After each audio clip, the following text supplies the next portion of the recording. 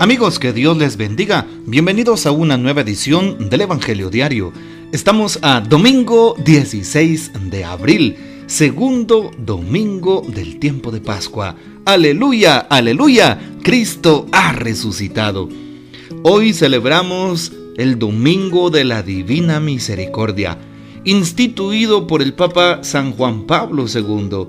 Y justamente sabemos que la vidente de la Divina Misericordia era Sor Faustina Kowalska, Santa Faustina, quien también es oriunda de Cracovia, en Polonia, al igual que San Juan Pablo II. Muy bien, y por eso hoy se da indulgencia plenaria para aquella persona, para aquel católico que quiera pedirla, como sabemos, delante de la doctrina de la Iglesia, con los principios que se solicitan: confesión sacramental, comunión sacramental, participación en la Santa Eucaristía solemne de hoy de la Divina Misericordia, orar por las intenciones del Papa y, si se puede, hacer una obra de misericordia. Y de esa manera se puede pedir la indulgencia plenaria para nuestra propia alma o para un alma de alguien conocido o un ser querido que ya ha partido a la presencia de Dios, un alma del purgatorio. Bueno, así que se siga derramando la misericordia de Dios en nuestras vidas. Incluso el purgatorio es también un lugar de misericordia para que las almas no se pierdan. Todavía Dios tuvo misericordia al colocar ese lugar y así limpiarnos de una vez para siempre de nuestros pecados y pasar a la presencia de Dios. Para hoy tomamos los siguientes textos bíblicos.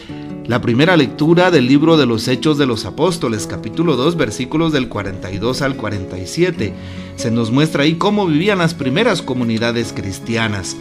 Todos los hermanos acudían asiduamente a escuchar las enseñanzas de los apóstoles, dice. Vivían en comunión fraterna y se congregaban para orar en común, para celebrar la fracción del pan. Y claro, toda la gente estaba llena de asombro y de temor al ver los milagros y prodigios que se hacían. ¿Qué era lo que realizaban? Vivían unidos y todo lo tenían en común. Vean ustedes qué importante. También el Salmo responsorial número 117 que tendremos durante este tiempo de Pascua. La misericordia del Señor es eterna, aleluya. Es la antífona del Salmo, ¿sí? Y recuerden este Salmo: que lo diga la casa de Israel, es eterna su misericordia. Que lo diga la casa de Aarón, es eterna su misericordia. Que lo digan los fieles del Señor, es eterna su misericordia. Esta es la primera antífona del Salmo 117 y la segunda lectura, tomada de la primera carta de San Pedro en el capítulo 1, versículos del 3 al 9, en donde se recuerda cómo Jesucristo, por su gran misericordia, pues resucitó de entre los muertos. Dios lo resucitó de entre los muertos por su infinita misericordia. Y el Evangelio tomado de San Juan, capítulo 20, versículos del 19 al 31. Al anochecer del día de la resurrección, estando cerradas las puertas de la casa donde se hallaban los discípulos por miedo a los judíos, se presentó Jesús en medio de ellos y les dijo: la paz esté con ustedes. Dicho esto, les mostró las manos y el costado. Cuando los discípulos vieron al Señor, se llenaron de alegría. De nuevo les dijo Jesús: la paz esté con ustedes. Como el Padre me ha enviado, así también los envío yo. Después de decir esto, sopló sobre ellos y les dijo: reciban el Espíritu Santo. A los que les perdonen los pecados, les quedarán perdonados, y a los que no se los perdonen, les quedarán sin perdonar. Tomás, uno de los 12, a quien llamaban el gemelo, no estaba con ellos cuando vino Jesús, y los otros discípulos le decían: hemos visto al Señor. Pero él les contestó: si no veo en sus manos la señal de los clavos, y si no meto mi dedo en los agujeros de los clavos, y no meto mi mano en su costado, no creeré. 8 días después estaban reunidos los discípulos a puerta cerrada, y Tomás estaba con ellos. Jesús se presentó de nuevo en medio de ellos y les dijo: la paz esté con ustedes. Luego le dijo a Tomás: aquí están mis manos, acerca tu dedo. Trae acá tu mano, métela en mi costado, y no sigas dudando, sino cree. Tomás le respondió: Señor mío y Dios mío. Jesús añadió: tú crees porque me has visto, dichosos los que creen sin haber visto.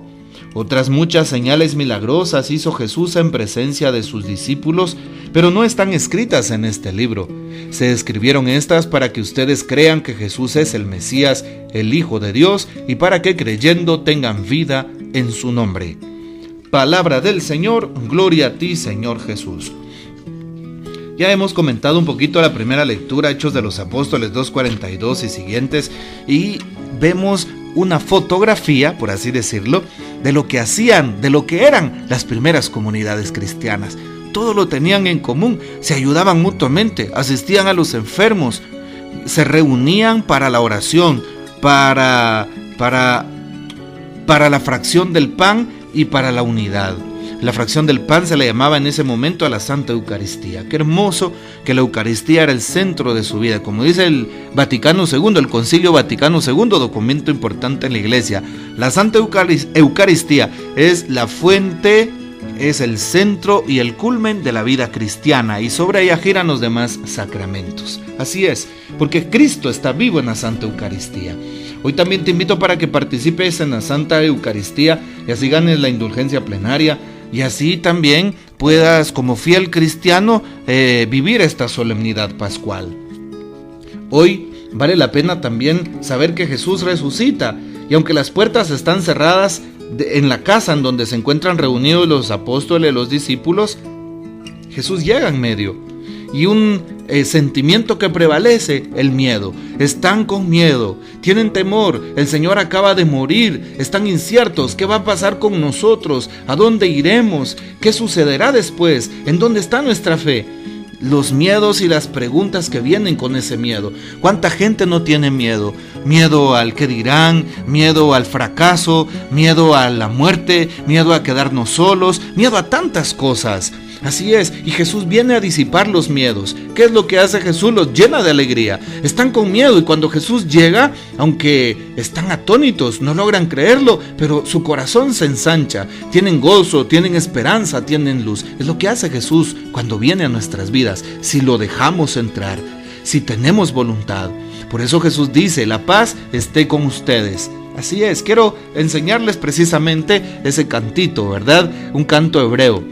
Avenu Shalom Aleje, Avenu Shalom Aleje, Avenu Shalom Aleje, Avenu Shalom, Shalom, Shalom Aleje. Y ya sabemos la traducción: la paz esté con nosotros, la paz esté con nosotros, la paz esté con nosotros, que con nosotros siempre, siempre esté la paz. Bueno, pues es lo que pide Jesús, la paz. Pero no una paz solo por cantar como lo hacemos ahorita, o no una paz de oídas, o no una paz de teoría, no, una paz auténtica. El encuentro con Cristo da paz.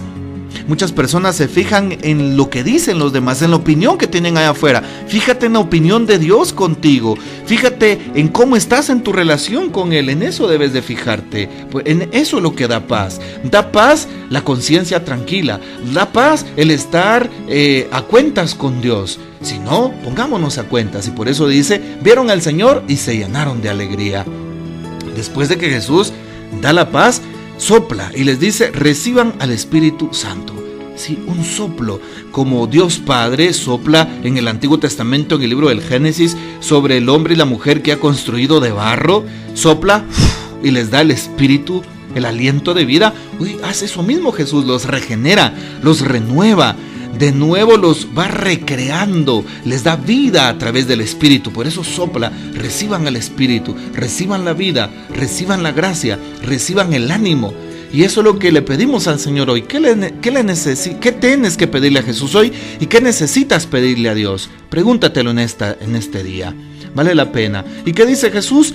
A los que les perdonen los pecados les quedan perdonados, y a los que no se los perdonen les quedan sin perdonar. Aquí Jesús abiertamente, extrínsecamente, explícitamente está promoviendo el sacramento de la reconciliación, de la confesión. No es posible que los hermanos separados digan: que no podemos confesar los sacerdotes. Aquí está el texto, aquí está la evidencia bíblica en donde Jesús pide que perdonen. Y si no perdonamos, si aquellos apóstoles, aquellos discípulos no perdonan a la gente, en el cielo tampoco se les perdonará. Y si se les perdonan los pecados acá, también se les perdonará allá. Así dice acá: a los que les perdonen los pecados les quedan perdonados, y a los que no se los perdonen les quedan retenidos sin perdonar.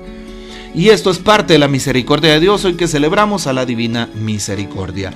Y hoy terminamos con Tomás.